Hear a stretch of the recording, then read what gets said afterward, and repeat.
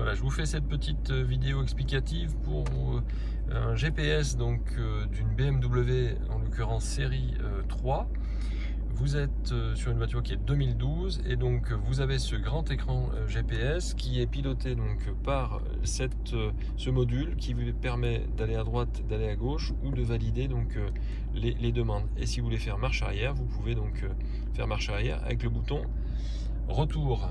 Donc vous avez, lorsque vous appuyez sur le bouton menu, le menu donc principal, et vous allez pouvoir choisir soit multimédia, soit radio, téléphone, navigation, et puis donc les informations du véhicule avec ces différents réglages. Pour ce qui est du multimédia, si je valide, vous allez avoir donc un équipement qui n'est pas connecté, c'est-à-dire si vous avez connecté une clé USB, à ce moment-là vous allez pouvoir le faire donc ici sur la première ligne. Et si vous avez donc un téléphone portable, vous allez pouvoir aussi lancer la musique de votre téléphone portable en Bluetooth. Vous allez revenir en arrière donc avec le bouton back, comme je vous le disais tout à l'heure, ce bouton qui est ici, et vous allez pouvoir passer donc désormais en mode radio. Lorsque vous êtes en mode radio, les radios s'affichent donc par ordre alphabétique. Il suffit simplement donc de descendre et de choisir la radio qui vous intéresse. Une fois que vous êtes dessus, vous appuyez donc sur le bouton, encore une fois ici, qui sera le bouton qui actionne la validation de la demande, et vous écoutez actuellement RTL2. Vous voyez, il y a une petite coche devant. Si vous voulez écouter à la limite nostalgie, vous rappuyez dessus et voilà, ça se fait tout seul. Vous rappuyez sur le bouton menu, vous revenez donc en arrière et vous avez donc le téléphone. Ça, je vous ferai une petite vidéo donc pour vous expliquer comment associer un téléphone portable à ce GPS. Pour la navigation, il vous suffit de valider aussi navigation. Alors vous avez des raccourcis aussi sur le pad. Ici vous avez téléphone, ici vous avez navigation, radio ou média. C'est-à-dire au lieu d'appuyer donc sur le menu et puis ensuite d'utiliser ce système-là, il vous suffit simplement d'appuyer sur navigation. Et lorsque vous appuyez sur navigation, vous rentrez directement dans le corps de la navigation. Vous entrez l'adresse, ou alors vous avez votre carnet d'adresses parce que vous avez mémorisé des adresses, ou alors vous avez les adresses que vous avez déjà utilisées précédemment. On va faire une nouvelle entrée pour vous expliquer. On choisit donc le pays en premier, ensuite on choisit donc la ville. Alors en l'occurrence, moi je vais choisir par exemple d'aller à Annonay, et donc toujours avec mon pad, eh bien je tourne, vous voyez le pad jusqu'à la lettre qui m'intéresse. Il me laisse uniquement les lettres disponibles. Du coup, on cherche beaucoup moins, on va beaucoup plus vite, vous voyez. Et donc là, il vous a trouvé donc Annonay. Il suffit d'aller sur OK pour valider donc Annonay, puisque soit vous effacez, soit vous allez sur OK.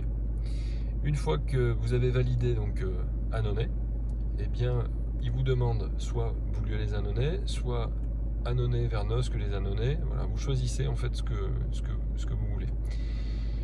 En tout cas, celle qui correspond à ce que vous avez demandé. La rue, eh bien, soit vous tapez la rue, soit il va vous proposer des rues. Alors, je sais pas, moi je vais taper une rue qui commence par B, par exemple. Vous voyez, il me laisse les lettres disponibles. Voilà.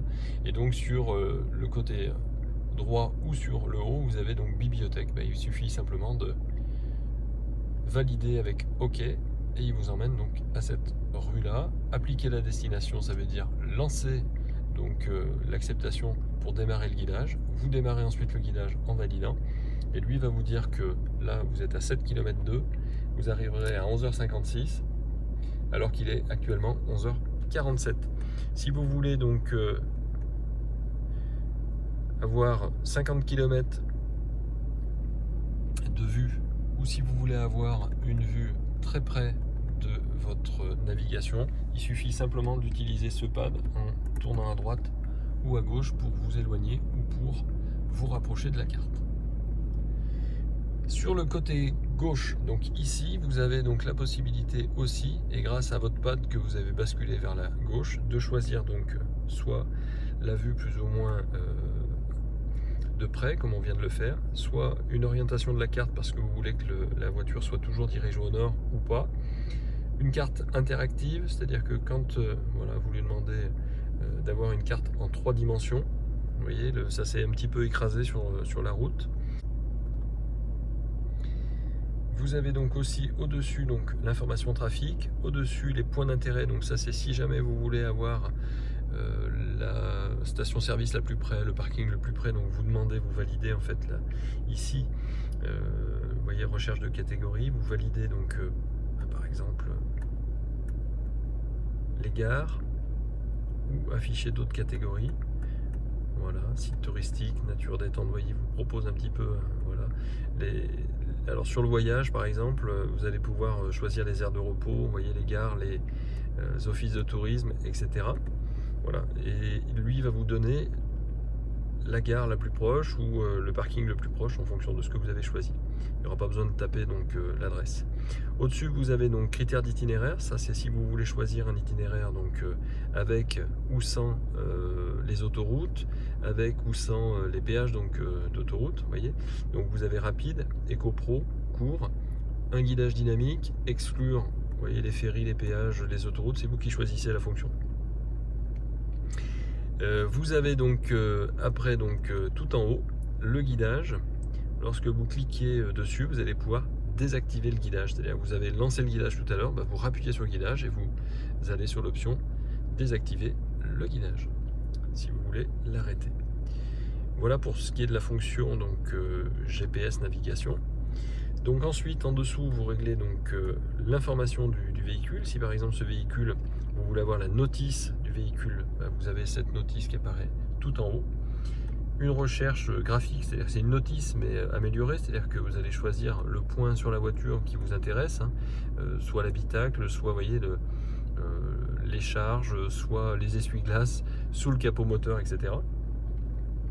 Vous revenez en arrière, vous avez donc notice d'utilisation, donc là vous aviez simplifié, là vous avez la notice complète. Là vous avez l'ordinateur de bord qui vous donnera donc les différentes consommations du véhicule sur une partie plus ou moins longue, puisque vous allez remettre à zéro donc ce système de temps en temps. L'ordinateur de voyage, donc vous voyez, vous dit que vous êtes parti par exemple à 9 h du matin, ça a duré 29 minutes, vous avez fait 6 km et vous allez pouvoir réinitialiser donc ce parcours.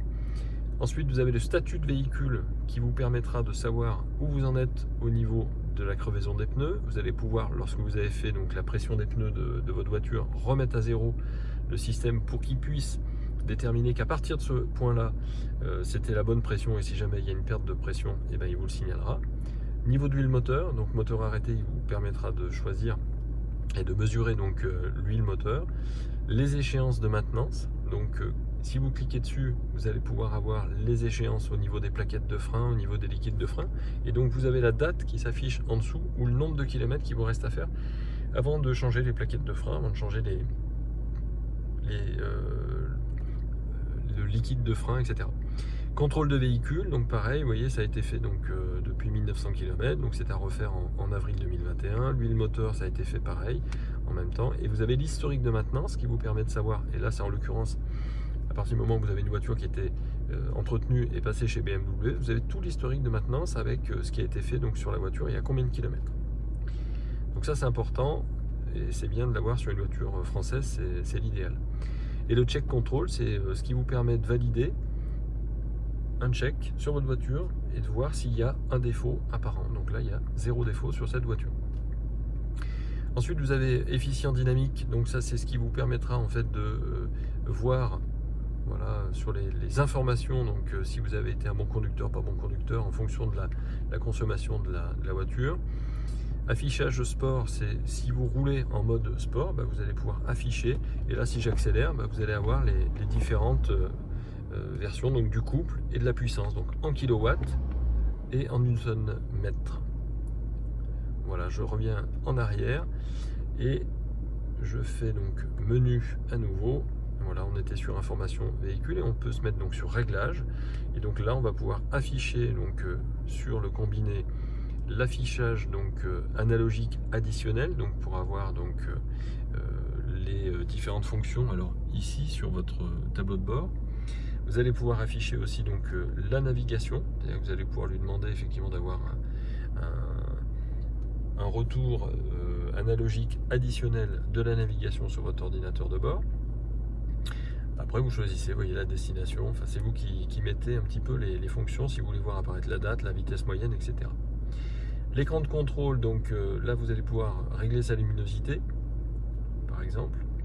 ou l'info mode de conduite, changer l'heure et la date, changer la langue, les différentes connexions, la tonalité, donc ça c'est pour vous voyez, grave, aigu, avant, arrière, réglage de volume, les différents réglages de volume, puisque vous avez un volume qui peut se régler en fonction de la vitesse, c'est-à-dire que plus vous roulez vite, plus le volume de l'autoradio automatiquement se met à augmenter.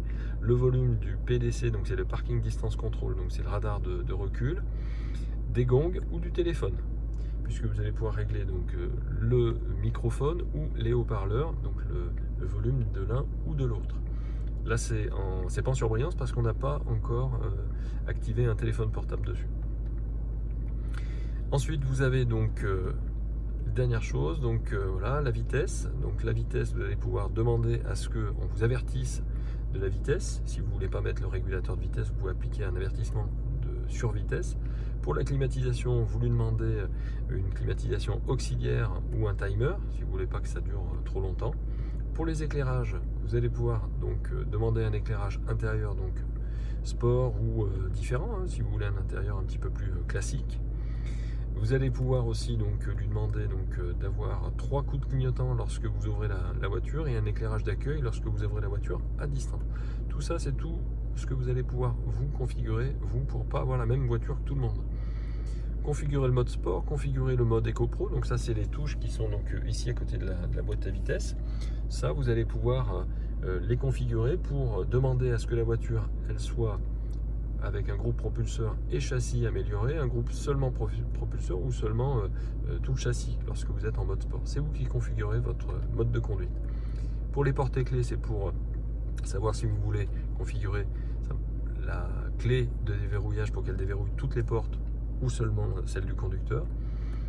Les profils, donc les profils, donc vous allez pouvoir en importer, mais ça c'est plus sur la clé USB parce que c'est plus finalement BMW qui va vous proposer des profils.